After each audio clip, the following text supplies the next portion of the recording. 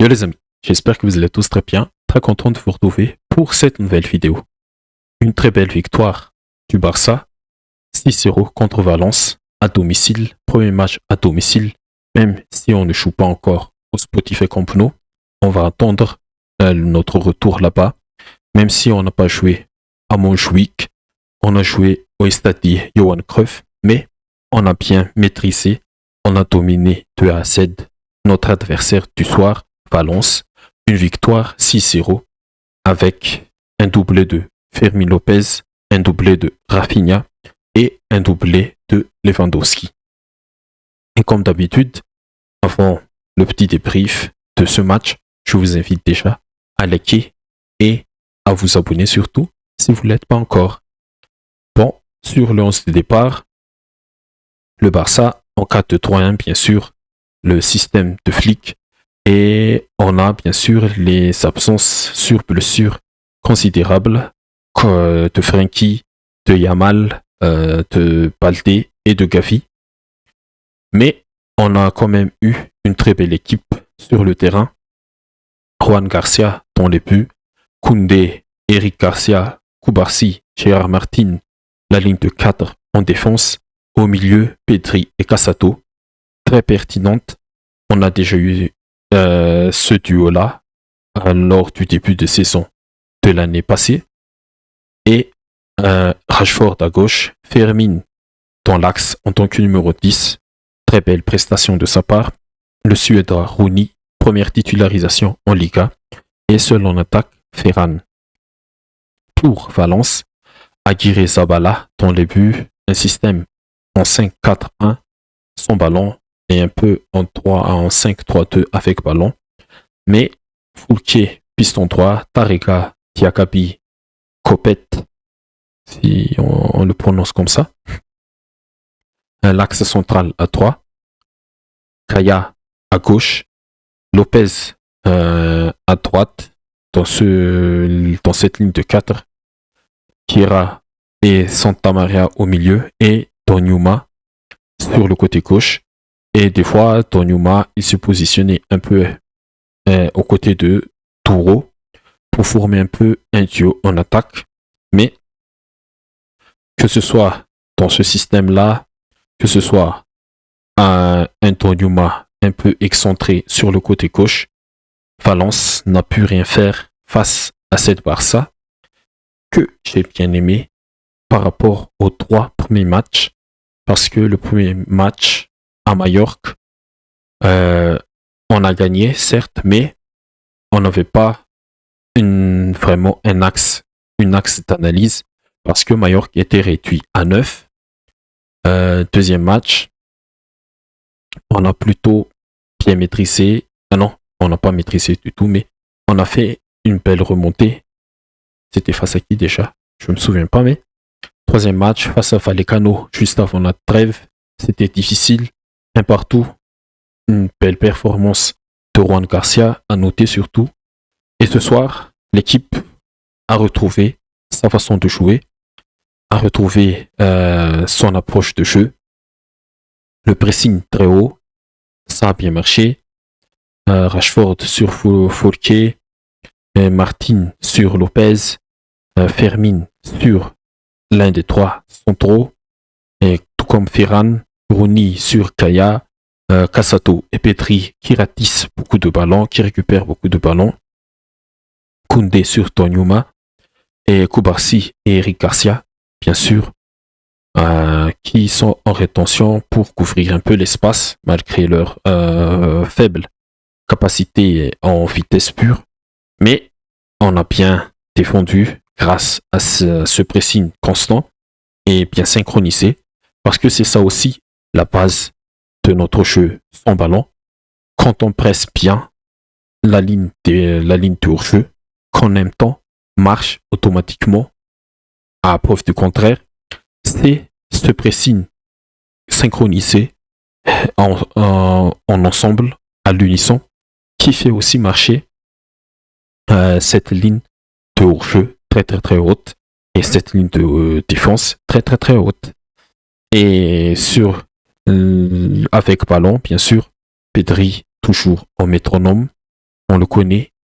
Il a touché pas mal de ballons. Pedri, si on regarde un peu son hitmap là, 116 ballons touchés au total pour Pedri. Je pense que c'est lui qui a touché le plus de ballons. Ouais, je pense. On va voir un peu ballons touchés. Oui, voilà. Pedri, il a touché 116 ballons avant sa sortie. Bon, c'est le métronome de notre équipe. C'est lui qui dicte le tempo, qui oriente le jeu. Et Cassato, à ses côtés, un peu plus dans le rôle de vraiment d'un numéro 6 de récupérateur. Mais ils sont complémentaires, tout comme Pedri De Jong Pedri, un De Jong Cassato. Je pense que ça ne va pas marcher comme un Pedri Cassato ou un Pedri De Jong. Mais un Pedri Cassato, on l'a vu aussi la saison dernière, ça a marché beaucoup. Avant le retour en force de De Jong. Et mention spéciale quand même à Fermin. Quel match de malade. Et peu buts. Mais son activité sur le terrain, c'était lui le plus dépensier athlétiquement. Il n'a pas ménagé ses efforts sans ballon. Il a été très intéressant avec ballon. Il a qualité technique, jeu au pied, vraiment bon. Très cool. Un peu d'élégance comme Pedri. Ses projections intenses avec, pas avec ballon, mais ses projections intenses dans la surface adverse, ça amène beaucoup de verticalité aussi. Fermin, c'est vraiment un numéro 10 qui aime jouer vers l'avant, plutôt que comme Olmo qui aime jouer balle au pied. Mais on a de la chance aussi d'avoir deux profils différents qui peuvent vraiment s'adapter à n'importe quel adversaire. Mais Fermin ce soir, c'était vraiment la star, en l'absence de Yamal bien sûr. Et voilà, il a fait son match, il est récompensé de 2 buts. Et à côté de lui, on attaque Ferran. Il a quand même croqué pas mal d'occasions, Ferran. Il a raté 2 occasions nettes, oui, je pense. 2 occasions nettes. Il aurait pu aussi inscrire 2 buts. Rashford, sur les choses qu'il a proposées, c'était intéressant. C'est ça ce qu'il doit faire. Proposer en profondeur, proposer des percussions et des dribbles face à ton vis-à-vis. C'est ça, un ailier. Et si on a petit à petit aussi un Rashford comme ça, qui s'intègre vraiment à ce système de jeu-là, à la philosophie de jeu d'Ancy, et que Rashford réponde vraiment aux choses qu'on attend de lui, vraiment, on aura aussi pas mal d'attaques sur ce côté-là. Et voilà, Rudy un peu décalé par rapport à Rashford, Fermin, peut-être Ferran, mais je pense que il aura aussi son temps, il aura aussi sa lumière tout au long de la saison. On aura besoin d'un Rooney aussi à un moment donné parce que il faut faire reposer Yamal. Et là, Yamal, il est blessé. La saison va être longue, mais on en aura besoin de tous les joueurs. Et vraiment, ce soir, on a retrouvé un peu le Barça de la saison dernière. Un Barça qui presse, un Barça qui défend ensemble, un Barça qui attaque ensemble, un Barça qui est vertical, qui est létal. Et le premier but de Fermin, là, c'était vraiment magnifique. La passe éclair de Koubarsi qui casse vraiment la ligne de cadre au milieu de Valence, et la déviation de Ferran, vraiment, c'était dans le bon tempo et c'était dans le bon moment pour concrétiser notre domination dans cette première mi-temps. Et en deuxième mi-temps, on a continué la domination.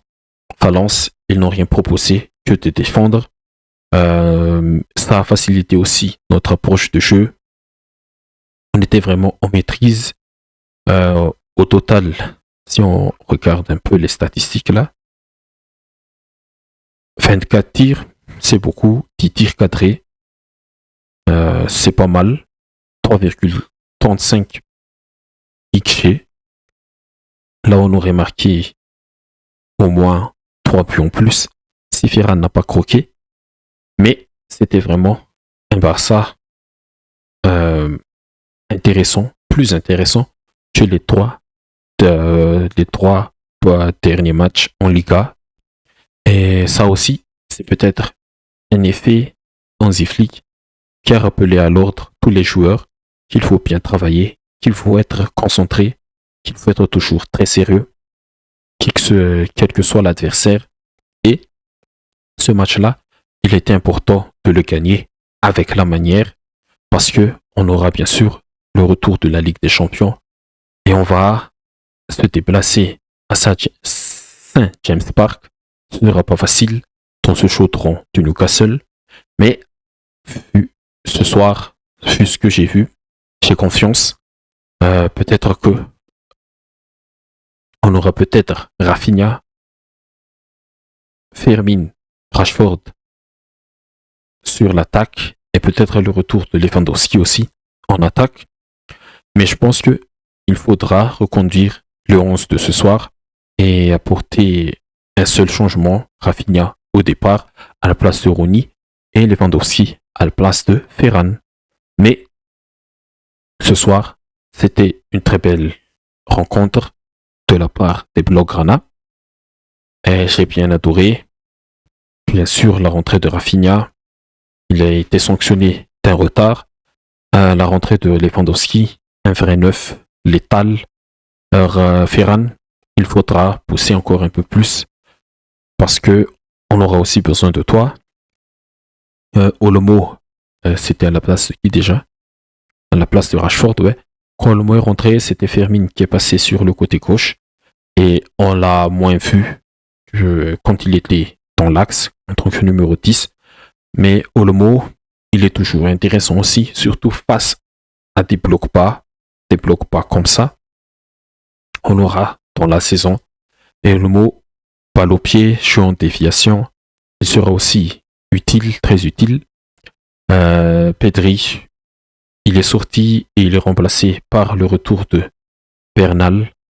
Et là, on aura vraiment Monsieur Bernal, un vrai numéro 6 devant la défense, à la Busquets, dans les temps. Parce que oui, Casado, il est, par rapport à Pedri et De Jong, il est un peu un profil à la Caicedo, à la Golo Kanté, mais il peut aussi être un quarterback, un relance avec beaucoup de verticalité, un relanceur avec beaucoup de verticalité, voilà.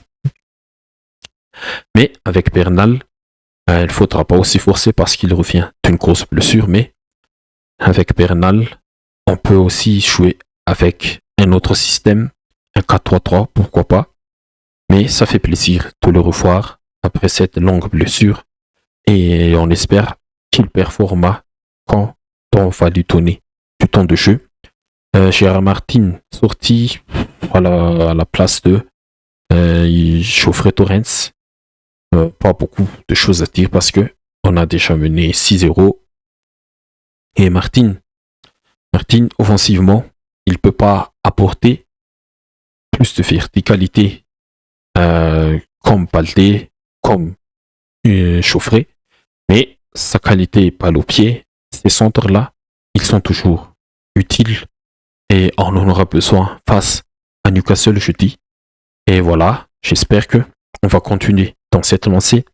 J'espère que notre saison est maintenant lancée avec cette victoire. Une grosse victoire qui remet les pendules à l'heure.